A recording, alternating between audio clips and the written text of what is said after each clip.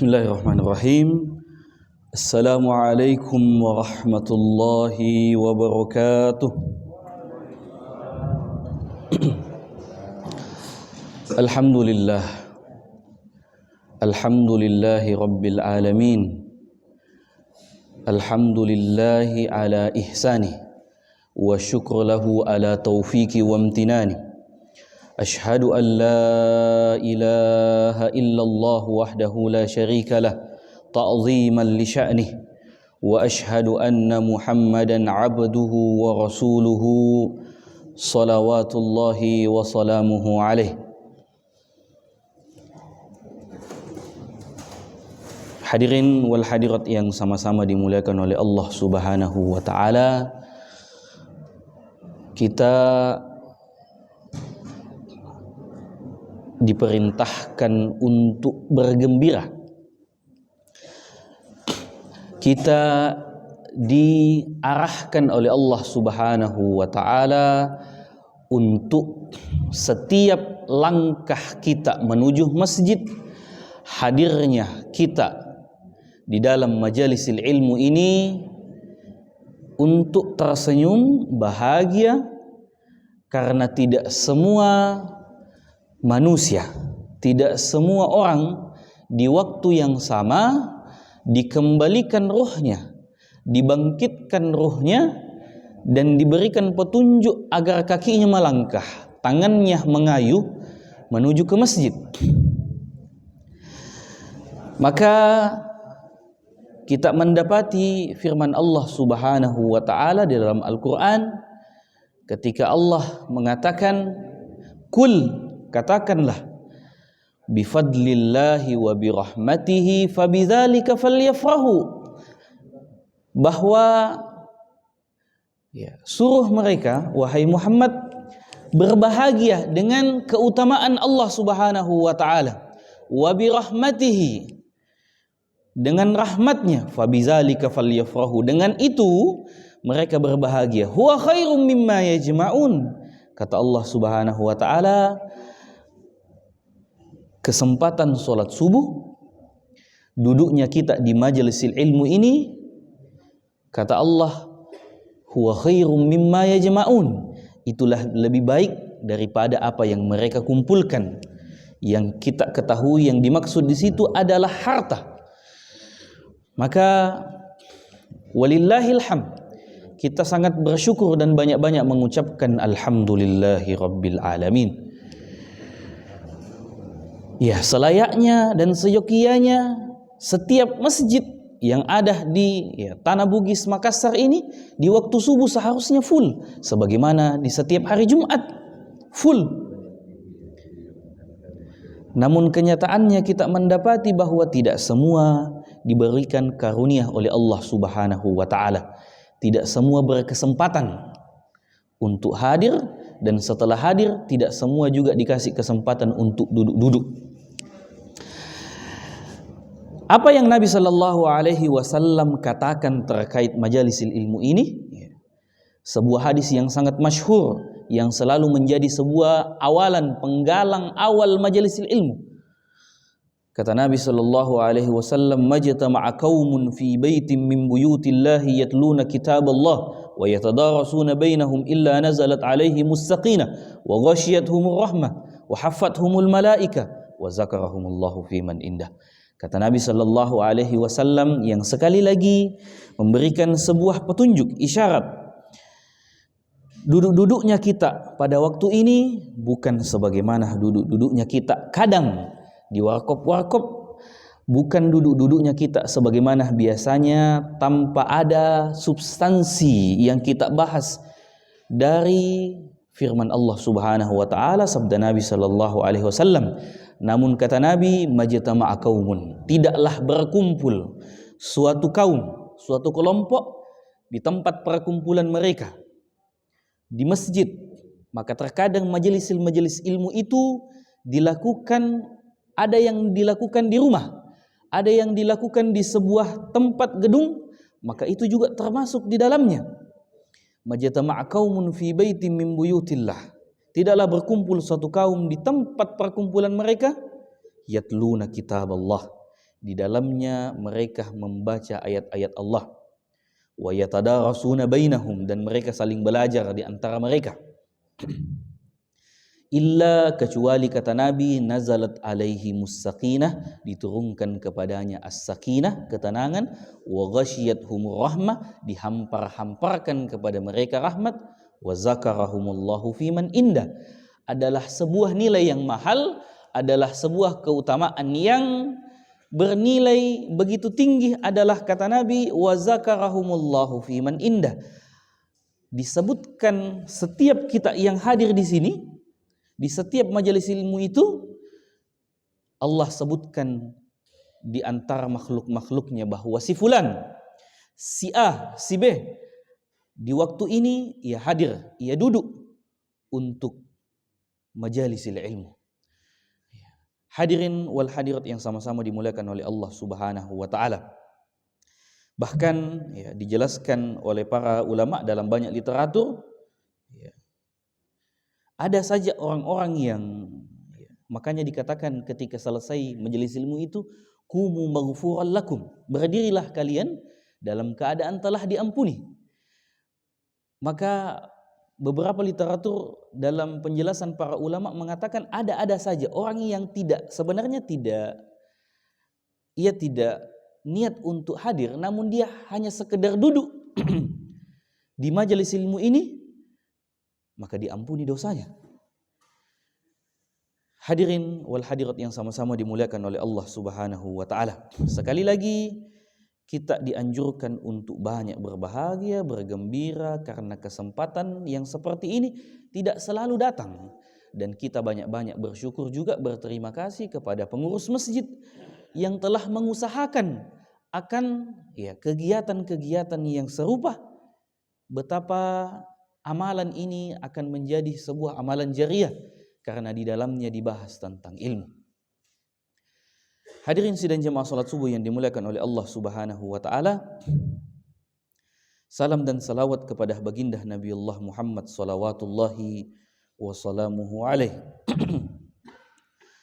Nabi yang begitu rahmah, Nabi yang begitu cinta kepada umat ini, Nabi yang dalam sebuah catatan yang kecil kita sama-sama mengetahui bahwa Nabi Shallallahu Alaihi Wasallam tidak pernah sekalipun membutuhkan salawat kita kepadanya sekalipun.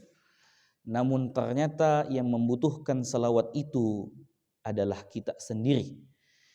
Sebagaimana kita ketahui bersama, siapa yang bersalawat kepada Nabi Sallallahu Alaihi Wasallam maka akan dibalas oleh Allah Subhanahu Wa Taala Sallallahu Alaihi Asyra. Allah bersalawat kepadanya sebanyak 10 kali. Dan ditafsirkan oleh para ulama, diberikan sebuah penjelasan bahwa wal maksudu salatullahi alal ibad, adapun salawatnya Allah yang ditujukan kepada hambanya setelah dia bersalawat kepada Nabi Muhammad sallallahu alaihi wasallam adalah nuzulur rahmati wal barakah, dihamparkannya rahmat dan berkah dalam kehidupan seorang hamba. Maka kita kembali kepada catatan itu bahwa memang sebenarnya yang butuh untuk bersalawat itu adalah kita. Maka kita dianjurkan untuk banyak-banyak bersalawat kepada Nabi Muhammad sallallahu alaihi wasallam. Hadirin wal hadirat yang sama-sama dimuliakan oleh Allah Subhanahu wa taala. Juga yang memberikan kita sebuah kegembiraan pada hari-hari ini adalah Allah Subhanahu wa taala menakdirkan sampai tahun ini, di bulan ini kita sudah memasuki bulan Zulhijjah yang 10 hari pertamanya ini diperselisihkan oleh para ulama. Mana yang lebih mulia, mana yang lebih afdal, mana yang lebih dahsyat Allah lipat gandakan pahalanya, 10 malam terakhir di bulan suci Ramadan atau 10 awal bulan Zulhijjah. Sekali lagi kita berada di 10 pertama di bulan Zulhijjah Yang ini disinggung oleh Allah Subhanahu wa taala langsung di dalam Al-Qur'an, wal fajr walayalin ashr. Yang dimaksud di situ adalah 10 hari pertama. Maka kita dianjurkan pada hari-hari ini untuk banyak berpuasa, bersedekah, membaca Al-Qur'an, memaksimalkan potensi kita dalam beribadah kepada Allah Subhanahu wa taala. Sampai pada puncaknya adalah kita menyembelih, berkurban karena Allah Subhanahu wa taala. Hadirin wal hadirat yang sama-sama dimuliakan oleh Allah Subhanahu wa taala, kata Nabi sallallahu alaihi wasallam yang memberikan sebuah petunjuk akan mulianya hari-hari ini, kata Nabi, ma min ayyam al-amalus salih fiha ahabbu ila Allah min hadhil ayyam.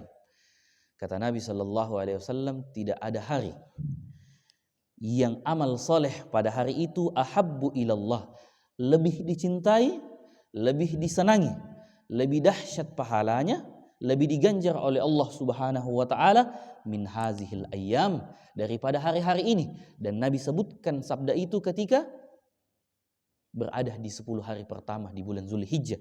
Kata Nabi, yakni ayyamul ashr, di hari 10 hari pertama di bulan Zulhijjah.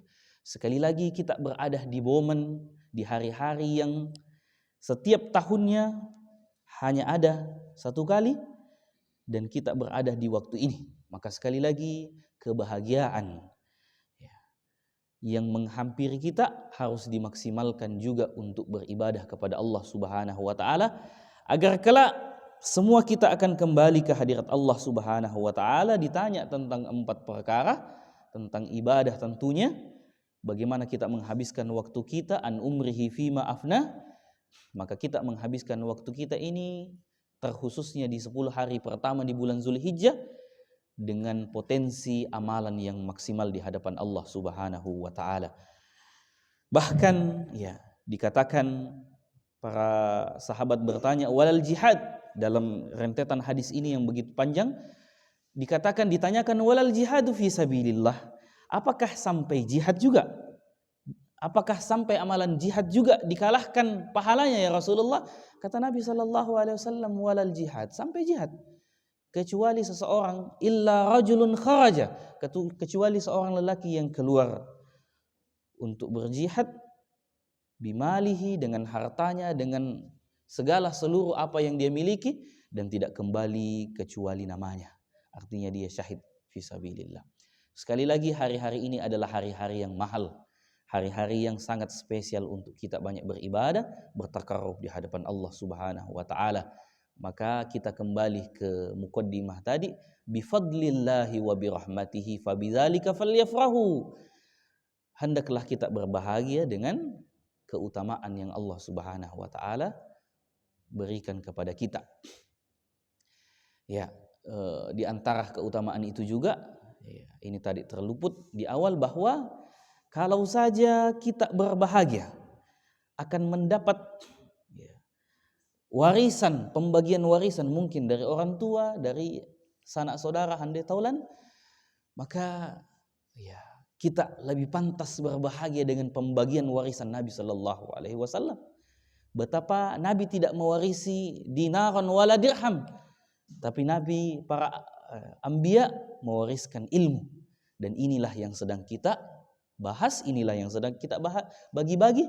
Maka kita dianjurkan untuk banyak-banyak berbahagia. Hadirin wal hadirat yang sama-sama dimuliakan oleh Allah Subhanahu wa taala, tazkiyatun nafs atau tazkiyatun nufus adalah pensucian hati yang kalau kita melihat para ulama memberikan sebuah penjelasan, memberikan sebuah isyarat tentang pentingnya tazkiyatun nufus. Itu terlihat ketika kita coba mengkaji sebuah kitab yang mengarahkan kita untuk mentazkiyah, mensucikan setiap hati kita. Maka kita mendapati di antara kitab-kitab itu ada Minhajul Qasidin yang dicetak, dituliskan sebanyak 300 halaman lebih. Di dalamnya termuat, termaktum jalan seorang hamba bagaimana mensucikan hatinya. Dan ketika kita melihat di kitab-kitab yang lain, Tazkiyatun Nufus karya Imam Ibnu Qayyim yang dicetak sebanyak 200 halaman, ini memberikan sebuah petunjuk bahwa para ulama sangat-sangat memberikan sebuah perhatian yang besar terhadap Tazkiyatun Nufus ini, pensucian hati. Hadirin wal hadirat yang sama-sama dimuliakan oleh Allah Subhanahu wa taala, pensucian hati ini kemudian menjadi sesuatu yang amat penting untuk selalu diulang-ulangi, untuk selalu kembali disegarkan, direfresh kembali. Bahwa di antara tujuan Nabi Shallallahu Alaihi Wasallam itu diutus di atas permukaan bumi ini, salah satunya adalah Tazkiyatun Nufus. Ketika Allah Subhanahu wa taala berfirman, "Kama arsalna fikum rasulan", sebagaimana kami mengutus kepada kalian rasulan, di antara tugasnya adalah yatluna alaikum ayatina, adalah membacakan ayat-ayat kami, wa yuzakkikum, dan mentazkiyah, memberikan sebuah pensucian hati. Hadirin wal hadirat yang sama-sama dimuliakan oleh Allah Subhanahu wa taala, di antara sebab mengapa kemudian kita harus berangkat dari sebuah kepentingan untuk mentazkiyatun nufus adalah salah satunya, yang pertama adalah karena ibadah yang kita lakukan ini setidaknya terbagi menjadi dua. Ada ibadah yang zahir, yang terlihat. Salat yang kita laksanakan tadi adalah amalan zahir. Sedekah, zakat yang terlihat, senyum, ibadah, itu adalah amalan-amalan zahir yang terlihat, yang nampak, yang kita saksikan. Namun ada amalan batin yang tidak terlihat. Ya. Ada amalan hati yang tatkala seseorang menata kesabaran, menanam niat, bagaimana kemudian kita menyempurnakan keikhlasan di hadapan Allah Subhanahu wa taala. Karena ternyata jika kita membaca lebih jauh, orang-orang yang kelak dimasukkan pertama dilemparkan wa iyazan billah ke dalam neraka Allah Subhanahu wa taala bukan pemabuk, bukan mereka yang berjudi, bukan mereka yang meninggalkan salat wa iyazan billah. Namun kita mendapati sebuah petunjuk isyarat bahwa ternyata orang-orang yang pertama yang dilemparkan masuk ke dalam neraka adalah mereka yang pernah terjun ke medan jihad fisabilillah. Ketika Nabi Shallallahu Alaihi Wasallam dalam hadis yang dinukilkan oleh Abu Hurairah, inna awalan nasi yuqda yaumal qiyamah, adalah manusia pertama yang dilemparkan ke dalam neraka Allah Subhanahu wa taala di hari kiamat adalah rajulun, seorang laki-laki yang berjihad di jalan Allah Subhanahu wa taala. Kemudian ditanya, maza fa'alta fiha, apa yang kamu lakukan? Maka laki-laki itu mengatakan, qataltu fika, aku berjihad, aku membunuh, aku berperang karenamu. Kata Allah Subhanahu wa taala, kazabta, engkau berdusta. Hadirin wal hadirat yang sama-sama dimuliakan oleh Allah Subhanahu wa taala, mari kita lihat puncak dari amalan kita di dalam agama kita ini adalah jihad. Kita sama-sama mengetahui keutamaan jihad, dan tidak sembarang orang yang bisa berjihad. Ini adalah sebuah tiket VIP, bisa kita katakan jalan tol menuju surga Allah Subhanahu wa taala. Namun orang yang paling pertama kelak dilemparkan ke dalam neraka adalah mereka yang berjihad, namun dalam hatinya bukan karena Allah Subhanahu wa taala. Kata Allah, kazabta, engkau berbohong, engkau berdusta, engkau berjihad, engkau berperang untuk dikatakan seorang pemberani, dan engkau telah mendapati apa yang engkau inginkan. dan dilemparkanlah ke dalam neraka. Ya, kalau kita membaca rentetan hadis itu, maka kita mendapati yang selanjutnya adalah seorang penghafal Quran yang ia menghafal, yang ia membaca bukan karena Allah Subhanahu wa taala, tapi untuk dikatakan qari'ul Quran. Hadirin wal hadirat yang sama-sama dimuliakan oleh Allah Subhanahu wa taala, betapa beratnya, betapa dahsyatnya menjaga amalan hati ini. Selanjutnya adalah bahwa hal yang menguatkan hal tersebut adalah kita mendapati sebuah kisah dari salah seorang imam mazhab dari 4 mazahibul arba ini, Imam Abu Hanifah. Dalam biografinya dituliskan bahwa pernah Imam Abu Hanifah ini menangis dikarenakan celoteh ucapan anak kecil. Seorang imam, Abu Hanifah, terpeleset dalam sebuah kisah yang digambarkan singkat namun menyimpan sebuah petunjuk arahan tentang dahsyatnya amalan hati ini. Terpeleset Imam Abu Hanifah. Anak kecil kemudian mengomentari dengan celotehnya yang ringan, "Ya Imam, itu ringan. Tidak apa-apa kita terpeleset di bumi ini, di dunia ini, namun jangan terpeleset keikhlasan hati kita, karena ketika hati ini terpeleset di dunia, maka kita tidak akan selamat di akhirat." Seorang imam, Abu Hanifah, menangis mendengarkan itu. Bagaimana seorang yang dirujuk perkataannya, fatwanya, ketika dia tidak bisa menjaga hatinya, maka selesailah perkara itu. Maka selesailah dia dengan seluruh amalan, amal jariah, ilmu yang dirujuk dari seluruh penjuru dunia ini. Hadirin wal hadirat yang sama-sama dimuliakan oleh Allah Subhanahu wa taala, hal yang lain yang tergambar ketika kita mau melihat amalan hati ini, hadis yang masyhur yang sering kita dengar yang disampaikan banyak para mubalik dalam hadis yang diriwayatkan oleh Imam Ahmad. Kata Nabi SAW, "Yatla' fikum rajulun min ahlil jannah." Akan lewat sebentar, rajulun min ahlil jannah, seorang laki-laki penghuni surga, masih hidup. Tapi Nabi telah memverifikasi, Nabi telah menyatakan, "Yatla' fikum rajulun min ahlil jannah." Seorang laki-laki yang penghuni surga. Maka dalam rentetan hadis ini yang panjang, seorang sahabat datang ke rumahnya kemudian mengatakan, "Saya sedang ada masalah di rumah, bolehkah saya menginap di rumahmu untuk beberapa hari?"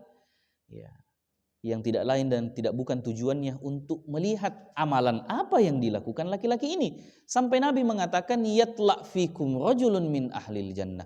Lewat sebentar, seorang laki-laki penghuni surga.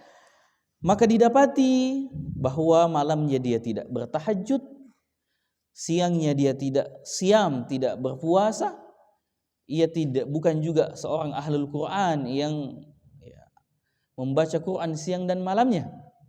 Dan ini kita harus beri penegasan bahwa jangan sampai setelah pembahasan ini kemudian kita mengatakan, "Oh, tidak penting ternyata amalan zahir." Tidak. Amalan hati inilah kemudian yang memberikan sebuah penggambaran amalan zahir kita. Kita lanjutkan hadisnya bahwa sampai di 3 hari yang terakhir, kemudian kata sahabat ini mengatakan,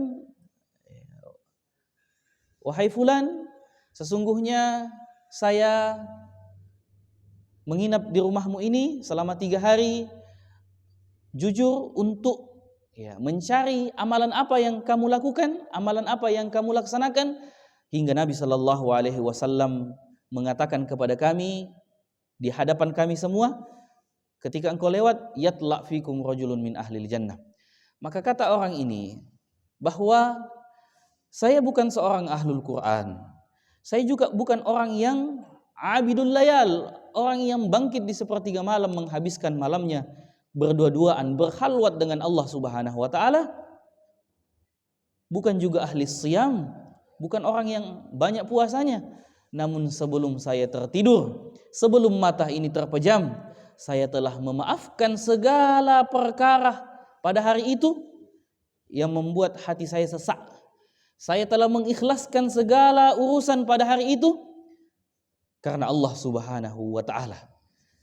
Maka karena amalan hati ini, kata para sahabat itu, karena amalan hati itulah yang membuat Nabi sallallahu alaihi wasallam menyatakan yatla fikum rajulun min ahlil jannah. Hadirin wal hadirat yang sama-sama dimuliakan oleh Allah Subhanahu wa taala. Dengan sebuah hadis yang begitu jelas, innallaha la yanzuru ila suwarikum. Sesungguhnya kata Nabi sallallahu alaihi wasallam, Tuhan kalian Allah tidak melihat kepada bentuk rupa pakaian kita, wala ajsadikum, tidak juga dalam bentuk kesempurnaan jasad kita, walaki yanzuru ila qulubikum. Namun Allah Subhanahu wa taala melihat bagaimana keadaan setiap hati kita. Maka sekali lagi pentingnya menjaga sebuah keikhlasan, pentingnya menata sebuah niat akan ibadah yang diperuntukkan semata-mata hanya kepada Allah Subhanahu wa taala.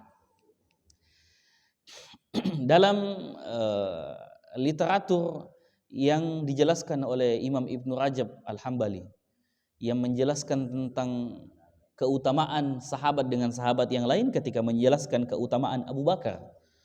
Kenapa kemudian Abu Bakar itu adalah sosok manusia yang paling mulia setelah Nabi sallallahu alaihi wasallam? Adalah kata Imam Ibnu Rajab, faddalallahu Abu Bakar alal akhar, dibedakannya Abu Bakar terhadap yang lain, ma faddalallahu min salatihi wala siyamihi wala sadaqatihi. Abu Bakar itu tidak mulia, Abu Bakar itu tidak spesial karena salatnya, karena sedekahnya, karena puasanya, tidak. Karena kalau kita melihat ya dalam buku sejarah, Abu Bakar itu dibandingkan mungkin orang yang lahir dari rahim yang Islam, Abu Bakar itu baru salat ketika umur 38. Sedangkan kita ini sudah salat semenjak kita sudah balik. Wala sadaqatihi, tidak juga dengan sedekahnya, wala siyamihi, tidak juga dengan puasanya. Bahkan kita mendapati di beberapa riwayat bahwa Abu Bakar ini baru mendapat syariat puasa itu dan baru puasanya 11. Tapi kenapa kemudian Nabi pernah mengatakan bahwa kalau ditimbang imannya Abu Bakar ini dengan seluruh manusia, maka lebih berat imannya Abu Bakar. Mengapa? Kata Imam Ibnu Rajab, ya. Walakin ma waqara ala qalbihi. Sesuatu yang membuat Abu Bakar ini lebih mulia, lebih dahsyat adalah sesuatu yang ada di dalam hatinya. Kata Imam Ibnu Rajab, ma waqara ala qalbihi. Kita tidak pernah menduga bahwa ada keikhlasan, ada sebuah puncak kebahagiaan penghambaan yang ada di dalam hati Abu Bakar. Inilah sekali lagi bahwa amalan hati ini kadang menjadikan amalan zahir ini bukan terpinggirkan, namun ia menjadi sebuah penjelas bahwa jihad yang dilakukan memang semata-mata karena Allah. Puasa yang ditahan pada hari-hari ini, menahan dari makan dan minum, itu memang untuk Allah. Itu memang karena Allah Subhanahu wa taala. Ya. Menata hati, menata keikhlasan itu, memaafkan itu bukan karena memang ada retribusi dalam kasus hukum, mungkin bukan karena ada sesuatu di balik itu, namun ya kekuatan hati ini yang memberikan sebuah dorongan bahwa ya, kelak semua kita akan kembali di hadapan Allah Subhanahu wa taala. Yauma la yanfa'u malu wala banun. Di hari tiada berguna harta dan anak-anak, illa man atallah, kecuali mereka yang datang kepada Allah biqalbin salim, dengan hati yang selamat. Hadirin wal hadirat yang sama-sama dimuliakan oleh Allah Subhanahu wa taala. Ya. Sekali lagi ya, dalam penjelasan tazkiyatun nufus ini kita hanya mengambil pinggiran-pinggiran, kulit-kulit yang kita ambil sebagai muqaddimah bahwa ternyata menata ruang hati ini tidak sesimpel kita melaksanakan sholat sunnah, namun ternyata orang yang melaksanakan sholat sunnah 100 rakaat itu kadang dikalahkan oleh satu niatan baik, kadang berat dalam mizannya Allah Subhanahu wa taala ketika seseorang itu menata keikhlasannya. Hadirin wal hadirat yang sama-sama dimuliakan oleh Allah Subhanahu wa taala, di antara sebab yang lain mengapa para ulama memberikan sebuah perhatian yang besar terhadap tazkiyatun nufus ini adalah kita mendapati ternyata hati ini adalah sebuah tempat, ya, organ tubuh yang paling cepat capek, paling cepat letih. Ya. Lewat saja waktu, lewat saja peristiwa, maka hati ini bergoncang, cepat sekali berganti. Maka dalam bahasa Arab dinamakan qalb, hati. Ya, dijelaskan lagi dalam sastranya lisur'ati inkalabiha, dinamakan sumiyal qalb, dinamakan hati, atau dalam sastra lain sumiyal qalb litaqallubihi atau lisur'ati inqilabiha, karena ya cepatnya berbolak-balik. Dinamakan hati karena cepat sekali berbolak-balik. Baru saja kita sudah sholat subuh, ada saudara kita yang keluar tidak sempat duduk, maka ada saja yang terbesit dalam hati, wa iyazan billah. Baru saja kita duduk di majelis ilmu bersama-sama, kemudian kita melihat saudara kita sudah berangkat kerja, ada saja yang terbesit di dalam hati. Padahal ya kita bertanggung jawab masing-masing terhadap perkara amalan hati kita. Hadirin wal hadirat yang sama-sama dimuliakan oleh Allah Subhanahu wa taala, ya.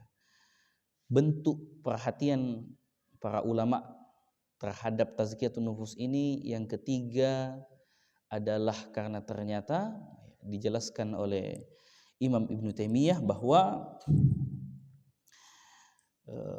inna fid dunya la jannah, sesungguhnya di dunia ini ada surga. Inna fid dunya la jannah, sesungguhnya di dunia ini ada surga. Mallam yadkhuluha, siapa yang belum memasuki surga dunia ini, lam yadkhulul jannata fil akhirah, dia tidak akan masuk surga di akhirat. Perkataannya Imam Ibnu Taimiyah ini kemudian ditaklik, dijelaskan oleh muridnya Imam Ibnu Qayyim, bahwa yang dimaksud oleh Imam Ibnu Taimiyah surga di dunia ini adalah puncak penghambaan seorang manusia, kebahagiaan seorang manusia menjadi seorang hamba dari Rabbul Alamin. Ia berbahagia, ia senang karena menjadi seorang hamba dari Rabbul Alamin. Ada ketentraman, ada ketenangan yang dia rasakan dalam setiap lini kehidupannya, menjalani setiap peristiwa, setiap takdir, karena dia bersandarkan kepada Allah Subhanahu wa taala. Ketenangan itu, sakinah itulah yang dimaksud oleh Imam Ibnu Taimiyah. Wa inna fid dunya la jannah, di dunia ini ada surga. Surga yang dimaksud adalah ketenangan jiwa, ketenangan hati, yang ketika seorang manusia betul-betul menghambakan dirinya, menyandarkan segala sesuatu yang terjadi dalam peristiwa hidupnya, min awwali ila akhiri, dari semenjak dia dilahirkan sampai ketika wafat, ya, ia sandarkan segala sesuatu ini hanya kepada Allah Subhanahu wa taala, dan dia ikhlaskan seluruhnya karena Allah Subhanahu wa taala. Inilah yang dimaksud la jannah, surga di dunia. Yang kata Imam Ibnu Taimiyah, malam yadkhuluha, siapa yang belum memasukinya atau siapa yang belum merasakan ketenangan ini, lam yadkhul jannatal akhirah, dia tidak akan masuk surga di akhirat. Hadirin wal hadirat yang sama-sama dimuliakan oleh Allah Subhanahu wa taala, banyak hal ya luas pembahasan ini, namun kita mengambil sebuah pinggiran yang begitu dangkal, karena memang pembahasan tazkiyatun nufus ini adalah sesuatu yang tidak bisa diselesaikan dengan waktu yang singkat, namun mudah-mudahan apa yang kita bahas pada hari ini, kita berdoa agar ini sampai ke dalam setiap hati sanubari kita, karena biasanya memang yang dari hati akan masuk ke dalam hati atau mengetuk hati yang lain. Hadza wa sallallahu ala nabiyyina Muhammad walhamdulillahi rabbil alamin. Wassalamu alaikum warahmatullahi wabarakatuh.